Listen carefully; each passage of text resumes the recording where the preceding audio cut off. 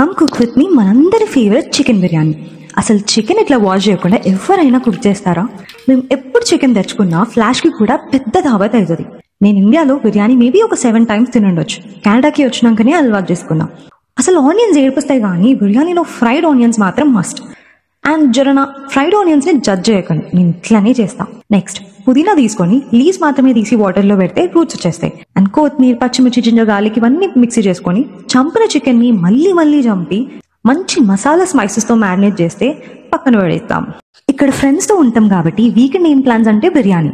Week day bore కొట్టినా బిర్యానీ ఉండాల్సిందే.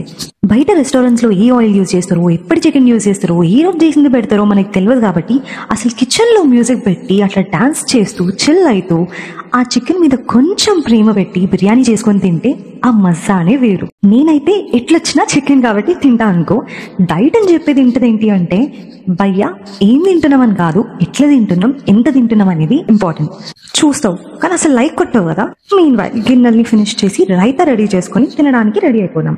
And ఇంకోటి, అసలు ఇంత కష్టపడి బిర్యానీ చేసినాక ఫ్రెండ్స్ వాళ్ళు ఎవరో చేసిన బిర్యానీ బాగుందని చెప్పి నేను చేసిన బిర్యానీని తిని అసలు బేసిక్ కాంప్లిమెంట్ చేయకపోతే మళ్ళీ కూడా చేయబుద్ది అవుతుందా ఫ్రెండ్స్?